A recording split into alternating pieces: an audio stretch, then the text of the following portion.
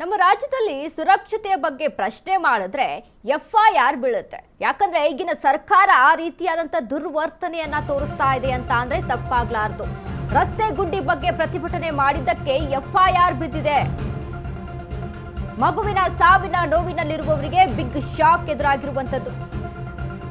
ಅವೈಜ್ಞಾನಿಕ ಕಾಮಗಾರಿಗೆ 2 ವರ್ಷದ ಮಗು ಮೃತಪಟ್ಟಿತ್ತು. ಬೆಂಗಳೂರಿನ ಮಹದೇವಪುರ ವಲಯದಲ್ಲಿ ಹಳ್ಳಿ ರಸ್ತೆಯಲ್ಲಿ ನಡೆದಿರುವಂತಹ ಘಟನೆ ಇದು. ಮಗು ಸಾವು ಖಂಡಿಸಿ ಪ್ರತಿಭಟಿಸಿದವರ ವಿರುದ್ಧವೇ ಎಫ್ಐಆರ್ ಆಗಿದೆ. ರಸ್ತೆ ತಡೆದು ಸಂಚಾರಕ್ಕೆ ಅಡ್ಡಿಪಡಿಸಿದ್ದಂತ ಆರೋಪ. ಅವಲಹಳ್ಳಿ ಪೊಲೀಸ್ ಠಾಣೆಯಲ್ಲಿ ಪ್ರಕರಣ ದಾಖಲಾಗಿದೆ. ಮಗುವಿನ ಸಂಬಂಧಿಕರು ಸೇರಿ 10 ಜನರ ಮೇಲೆ ಎಫ್ಐಆರ್ ದಾಖಲು. ಅಧಿಕಾರಿಗಳ ನಿರ್ಲಕ್ಷ್ಯದಿಂದ ಮಗು ಸಾವನ್ನಪ್ಪಿದ್ದರು. ಪ್ರತಿಭಟಿಸಿದವರ ಮೇಲೆ ಕೇಸ್ ಹಾಕಿದ್ದಕ್ಕೆ ಜನಾಕ್ರೋಶ ವ್ಯಕ್ತವಾಗ್ತಾ ಇದೆ. ಸರ್ಕಾರ ಹಾಗೂ ಪೊಲೀಸರ ಧೋರಣೆಗೆ ಕೆಂಡಾಮಂಡಲ. ಮಗು ಕಳೆದುಕೊಂಡ ನಮಗೆ ನ್ಯಾಯ ಕೊಡಿಸುವ ಬದಲು ನಮ್ಮ ಮೇಲೆ ಕೇಸ್ ಹಾಕಿರುವುದು ಎಷ್ಟರ ಮಟ್ಟಿಗೆ ಸರಿ? ರಸ್ತೆ ಸರಿಪಡಿಸಿ ಎಂದು ಕೇಳುವುದು ಅಪರಾಧವೇ? ರಾಜ್ಯ ಸರ್ಕಾರಕ್ಕೆ ಮಗುವಿನ ಪೋಷಕರಿಂದ ಪ್ರಶ್ನೆ.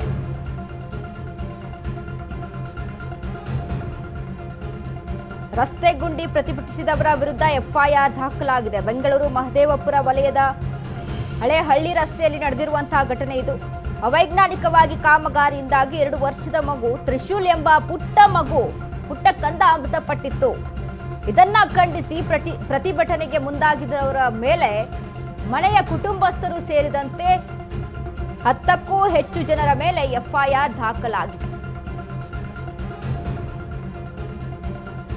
ಅವಲಹಳ್ಳಿ ಪೊಲೀಸ್ ಠಾಣೆಯಲ್ಲಿ ನಡೆದಿರುವಂತಹ ಘಟನೆ ಇದು.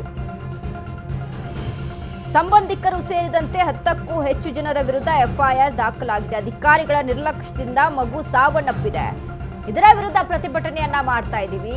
ಈ ರೀತಿಯಾಗಿ ಅಧಿಕಾರಿಗಳು ದುರ್ವರ್ತನೆಯನ್ನ ತೋರಿಸ್ತಾ ಇದ್ದಾರೆ.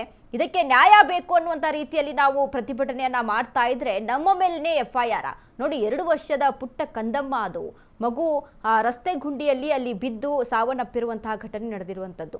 ಇದರ ವಿರುದ್ಧ ಅಲ್ಲಿ ಪ್ರತಿಭಟನೆ ಮಾಡ್ತಾ ಇದ್ದಾರೆ, ಇದನ್ನ ಖಂಡಿಸ್ತಾ ಇದ್ದಾರೆ ಅಂತ ಅಂದ್ರೆ ಅವರ ಮೇಲೆಯೇ ಎಫ್ಐಆರ್ ಹಾಕುವಂಥದ್ದು. ನಮ್ಮ DK ಶಿವಕುಮಾರ್ ಅವರು ಕೇಳಿಸ್ಕೋಬೇಕು. ಬ್ರ್ಯಾಂಡ್ ಬೆಂಗಳೂರು, ನಮ್ಮ ರಸ್ತೆ ಗುಂಡಿಗಳನ್ನ ಅಲ್ಲಿ ಮುಚ್ಚುವಂತ ಕಾರ್ಯವನ್ನ ಮಾಡ್ತೀವಿ, ಬ್ರ್ಯಾಂಡ್ ಬೆಂಗಳೂರು ಮಾಡ್ತೀವಿ ಅಂತ ಕೊಚ್ಕೋತೀರಲ್ವಾ? ಇಲ್ಲಿ ಏನ್ ಮಾಡ್ತಾ ಇದ್ದೀರಾ ನೀವು? ಆ ಮಗು ಸಾವಿನಪ್ಪಿದೆ. ಆ ಮಗುವಿನ ಸಾವಿಗೆ ಹೊಣೆ ಯಾರು? ಹಾಗಾದ್ರೆ ಸರ್ಕಾರ ಇದೇನಾ ನೀವು ಗಿಫ್ಟ್ ಕೊಡ್ತಾ ಇರೋದು? ಇದೇ ಉಡುಗೊರೆ ಕೊಡ್ತಾ ಇದ್ದೀರಾ ನೀವು ಜನಗಳಿಗೆ? ಬಡವರಿಗೋಸ್ಕರ, ಜನರಿಗೋಸ್ಕರ ಇರುವಂತ ಸರ್ಕಾರ ನಮ್ದು, ದೀನ ದಲಿತರಿಗೋಸ್ಕರ ಇರುವಂತ ಸರ್ಕಾರ ನಮ್ದು. ಯಾರು ಬಡವರಿದ್ದಾರೆ ಅವರ ವಿರುದ್ಧ ನಾವು ಅವರ ಪರ ನಾವು ಧ್ವನಿಯನ್ನ ಎತ್ತೀವಿ ಅಂತ ಹೇಳುವಂತ ನಿಮ್ಮ ಸರ್ಕಾರ ಯಾವ ರೀತಿಯಾದಂತ ದುರ್ವರ್ತನೆ ತೋರಿಸ್ತಾ ಇದ್ದೀರಾ ನೀವು? ಅಲ್ಲಿ ಮಗು ಕಳೆದುಕೊಂಡಂತ ಪೇರೆಂಟ್ಸ್ಗಳಿಗೆ ಗೊತ್ತಿರುತ್ತೆ ಅದರ ನೋವು ಏನಂತ.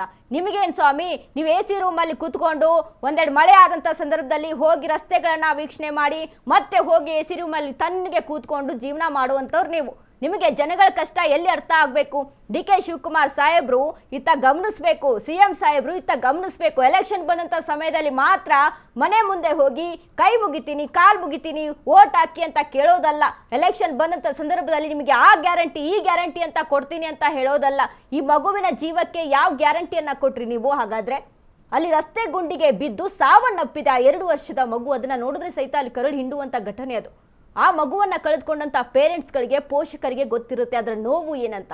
ನೀವು ಅದರ ವಿರುದ್ಧ ಪ್ರತಿಭಟನೆ ಮಾಡುವಂಥವ್ರು ಆ ಅಧಿಕಾರಿಗಳ ಮೇಲೆ ನೀವು ಕ್ರಮವನ್ನ ತೆಗೆದುಕೊಳ್ಬೇಕೇ ಹೊರತು ನೀವು ಅವರ ಮೇಲೆ, ಒಂದು ಕುಟುಂಬಸ್ಥರ ಮೇಲೆ ಕ್ರಮವನ್ನ ತೆಗೆದುಕೊಳ್ತಾ ಇದ್ದೀರಲ್ಲ. ನಿಮಗೆ ಮಾನವೀಯತೆ ಅನ್ನೋದಿಲ್ವಾ? ಮನುಷ್ಯತ್ವ ಅನ್ನೋದಿಲ್ವಾ? ಎಲ್ಲವನ್ನ ಸಹಿತ ಮರ್ತಾ ಆಡ್ತಾ ಇದ್ದೀರಾ ನೀವು. ಇಲ್ಲಿ ಎಲ್ಲವನ್ನ ಮರೆತು ರಾಜಕೀಯದಲ್ಲಿ ಇದ್ದೀರಾ ಅನ್ನುವಂಥ ಪ್ರಶ್ನೆಗಳು ಇಲ್ಲಿ ಮೂಡ್ತಾ ಇದೆ.